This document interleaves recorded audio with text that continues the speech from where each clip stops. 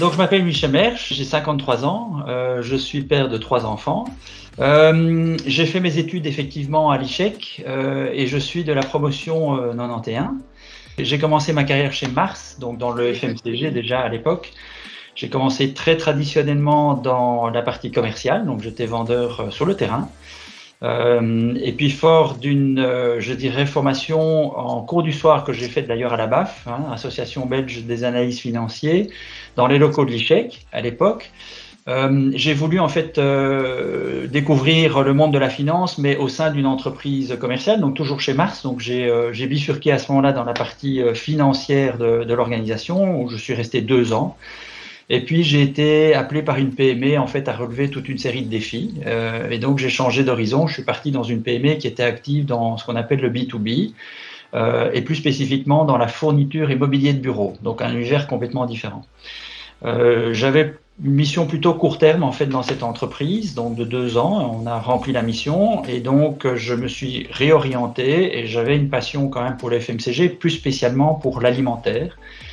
Et Nestlé recrutait à ce moment-là des Key Account Managers, donc responsables de négociation quelque part en centrale d'achat. Et donc j'ai postulé et j'ai été repris en fait dans l'organisation de Nestlé. Donc c'est comme ça que j'ai commencé. J'ai commencé en 1998 chez Nestlé comme Key Account et puis j'ai fait pas mal de jobs différents. J'ai fait ce qu'on appelait à l'époque encore du trade marketing, puis j'ai très vite repris la responsabilité d'un business mais qui était petit, donc business des céréales. Après avoir repris le business des céréales, j'ai repris la responsabilité du business des produits culinaires frais, donc je dirais plus précisément la marque Erta. Alors il y avait aussi Buitoni Fresco à l'époque. Très rapidement, après 2 ans dans cette fonction, on m'a demandé de cumuler en fait une autre fonction, qui était la fonction de directeur commercial transversal sur la partie grande distribution, retail, qui était une fonction qui n'existait pas, donc elle a été créée toute pièce, mais en cumulant en quelque part le rôle. J'ai cumulé ce rôle pendant 7 ans. Et puis après 7 ans, on avait prouvé que ça fonctionnait, donc on s'est structuré différemment, et donc on a créé en fait la fonction. On a mis quelqu'un dans la fonction. Très rapidement après, on m'a proposé en fait d'aller relever un défi à l'étranger, donc je suis parti pour le marché français, où j'étais en fait directeur général de toute la partie hors foyer. Donc c'est tout ce qui n'est pas grande distribution, et où j'ai découvert effectivement un métier très complexe par rapport à celui que je connaissais, parce que quand on parle de multicanal, c'est clairement très différent de ce qu'on peut avoir entre les canaux de grande distribution plus traditionnels.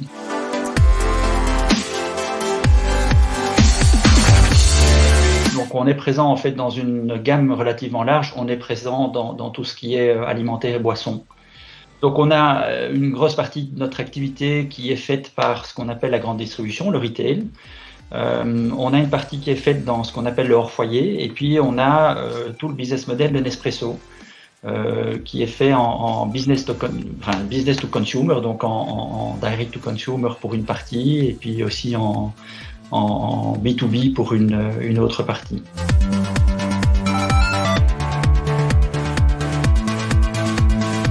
Ce qui m'a toujours intéressé, c'est la partie culinaire. J'ai toujours été intéressé par cet univers-là. Je suis loin d'être un chef, je suis loin d'être un spécialiste, mais j'ai trouvé que c'était quelque chose d'intéressant parce que ça touche en fait à beaucoup de secteurs, ça touche à l'environnement, ça touche à notre santé, ça touche à notre bien-être. Il y a une passion qui est derrière aussi, on le voit quand on va au restaurant, quand on parle avec ces chefs, ce sont des gens qui sont passionnés.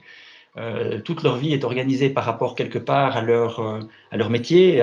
Tu faisais référence, Natacha, tout à l'heure aussi, à la capacité à allier en fait la passion à des expertises professionnelles.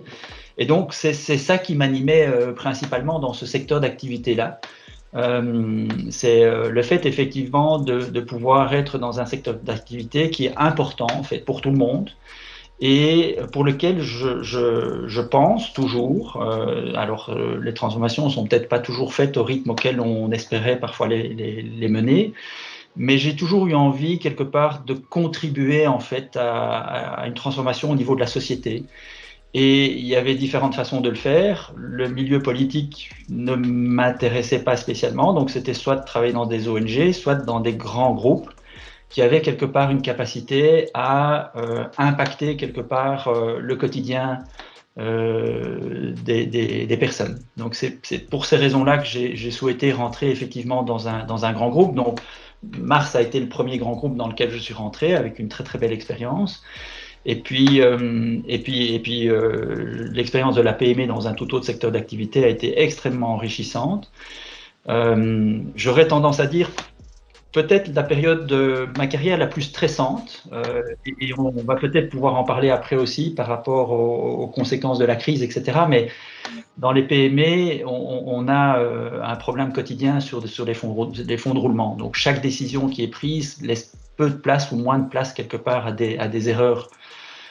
Et donc ça implique un niveau quelque part de stress qui était assez important. Alors je dis pas que j'ai pas de stress aujourd'hui, hein, mais c'est différent en tout cas. Il y a cette pression en tout cas sur les besoins de fonds de roulement qui est quand même quelque chose d'assez spécifique.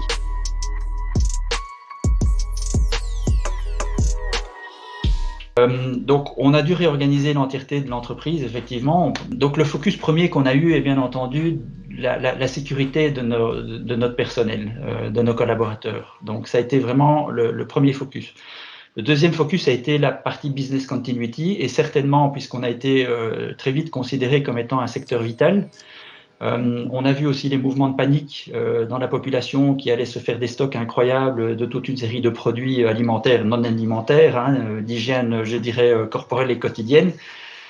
Et donc, il fallait, on avait aussi ce devoir de quelque part, malgré les demandes qui dans certains secteurs d'activité explosaient, de pouvoir maintenir quelque part notre capacité à fournir en fait nos clients pour ne pas augmenter en fait cette espèce de frénésie que les consommateurs ont eu à un moment donné. Et donc c'est passé par une réorganisation. On a encore une usine en Belgique, hein, donc aussi au niveau de l'usine. On a stoppé certaines activités, donc très vite les forces de vente chez nous ont arrêté leurs activités, avant même d'ailleurs que le gouvernement nous le demande. On a fermé les boutiques Nespresso aussi avant quelque part que le gouvernement n'en prenne quelque part à un moment donné les décisions. On a essayé d'anticiper en fait beaucoup. Donc ça veut dire que on a recommandé en fait à nos collaborateurs de très très vite se mettre en télétravail et pour nous c'était évidemment une expérimentation à une échelle maximum, mais on était déjà quelque part tous équipés pour pouvoir le faire. C'est-à-dire que chez nous, tous nos collaborateurs ont des PC portables. Donc ça veut dire qu'on n'a déjà pas eu cette problématique-là, et ça fait partie d'une approche de business continuity qu'on a, de pouvoir mener ces opérations à distance. Donc ça, c'était déjà l'aspect plus facile. On a eu des aspects plus compliqués à gérer sur l'accessibilité en fait des connexions VPN sécurisées, qui sont limitées en fait en termes de quantité. Donc là, comme tout le monde était mis en télétravail, forcément, on a dû édicter quelque part des règles de conduite et de n'utiliser les connexions sécurisées que pour les gens qui en avaient véritablement la nécessité. On a communiqué, je pense, de façon très transparente, et on a essayé de donner des outils de soutien en fait à nos collaborateurs pour pouvoir gérer cette situation difficile de la façon la plus simple, la plus souple et la plus fluide possible.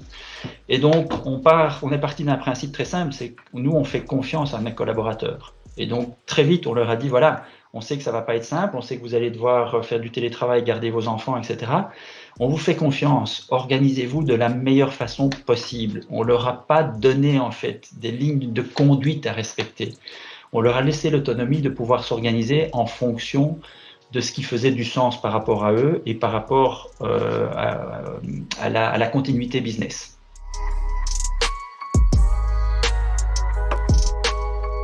On a ce qu'on appelle un OMP, un Operating Master Plan, avec des priorités. Et une des premières priorités qu'on a, c'est We Empower Our People. Donc ça montre qu'on veut effectivement leur donner beaucoup d'autonomie, beaucoup de responsabilités aussi assez vite dans leur carrière. Et là, c'était véritablement l'occasion de montrer qu'on avait eu raison quelque part de mettre ce type de focus-là, parce que la situation qu'on a connue nous a démontré qu'on avait eu raison de le faire. Voilà, donc c'était quelque chose d'assez naturel. Ce qu'ils ont par contre dû constater, c'est qu'on a, et c'est comme comme je pense partout, c'est entre les paroles et les actes, il y a parfois en fait des distorsions.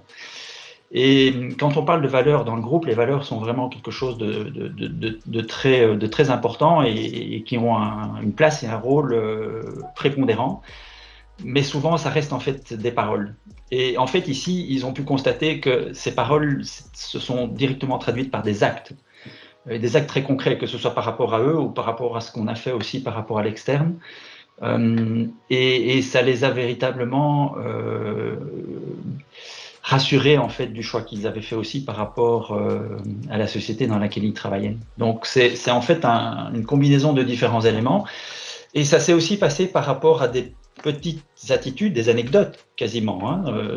Mais c'est vraiment l'attribution de nos actes de façon très concrète qui a rendu quelque part aussi l'engagement des gens très tangible dans une situation de crise qui a été très difficile à gérer pour tout le monde.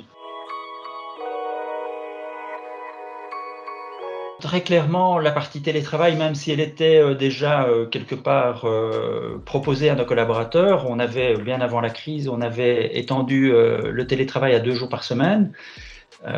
C'est pas pour ça qu'il était implémenté concrètement, c'est-à-dire que certains effectivement en faisaient usage, d'autres pas du tout.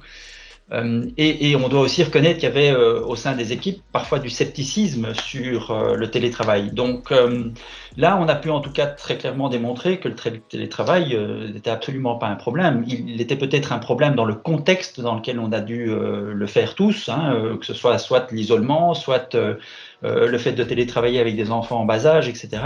La partie aussi du stress, l'inquiétude de contamination possible, etc. Donc, mais en tout cas, le télétravail a pu démontrer à tout le monde, y compris aux plus sceptiques, que ça fonctionnait. Donc ça, c'est le premier point. Donc ça veut dire que à la fois déjà maintenant et pour le futur, bien entendu qu'on va prendre aussi ces leçons en fait positives de cette crise par rapport à la réorganisation du travail.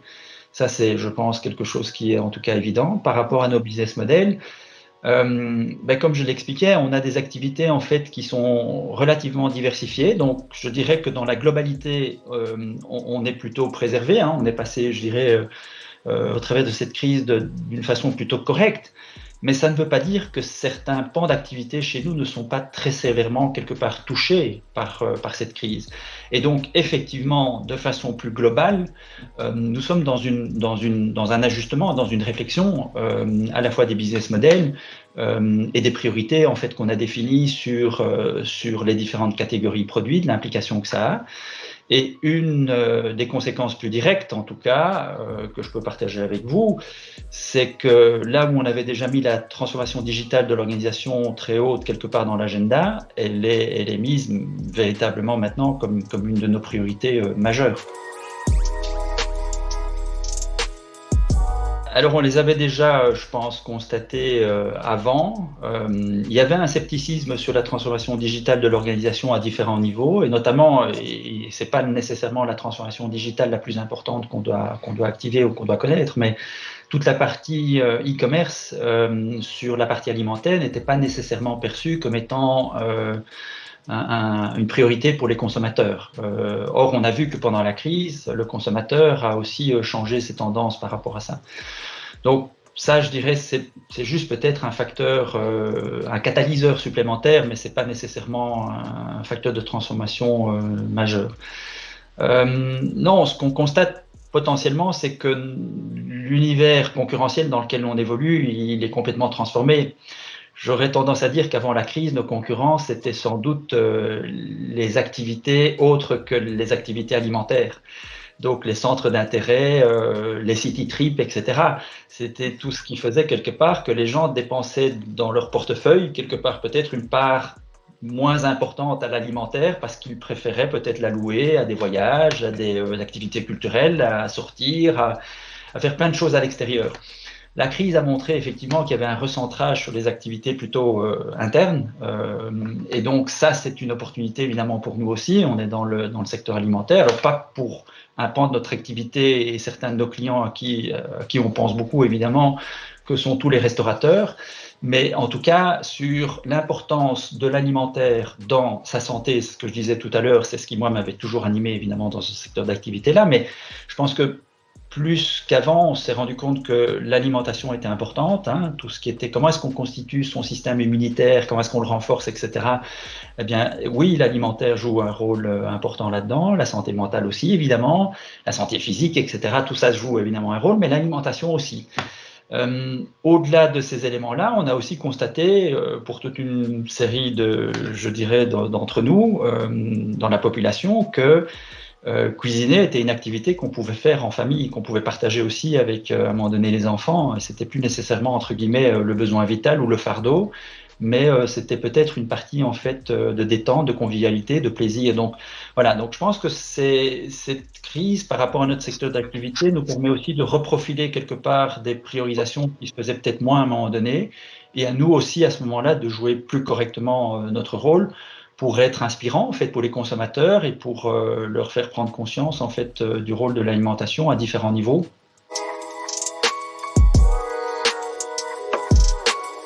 Mon message surtout, il est de dire surtout restons fédérés. Plus on sera fédéré, plus on sera solidaire, mieux on passera quelque part l'après-crise. Parce que malheureusement, on va avoir une crise économique, financière, on parle de récession même qui va suivre. Donc, premier élément, c'est restons solidaires. Deuxième élément, il faut croire dans le futur. Et toute crise, c'est peut-être un petit peu bateau, mais implique effectivement une remise en question fondamentale. Et cette remise en question est une véritable opportunité si on la prend véritablement telle qu'elle. Donc c'est une opportunité en fait de changer notre modèle de consommation, nos business models, etc. Donc prenons-le comme ça. Et donc saisissons effectivement cette crise comme étant une opportunité pour définir le futur dont on veut. Et pas de subir quelque part le futur qui a été construit auparavant. Donc ça, c'est plutôt le message que j'aurais tendance à dire. C'est pas un conseil, j'ai pas la prétention non plus de vouloir donner des conseils, je partage juste ma vision des choses. Et après, ils l'apprennent, ils n'apprennent pas, mais en tout cas, j'ai pas la prétention de pouvoir leur donner des conseils. Mais qui continuent à croire en eux, qu'ils soient ambitieux, osés, et qui ne se laissent pas trop facilement formater entre guillemets par par les outils du passé. Ce que j'aurais tendance à dire, que si on veut réinventer le futur, c'est pas tellement en appliquant les recettes du passé qu'on va y arriver. Donc moi je leur recommanderais d'être audacieux, d'oser et d'avoir confiance. Et certainement, ce ne sera pas simple, mais c'est dans l'adversité en fait qu'on reconnaît quelque part ses qualités intrinsèques.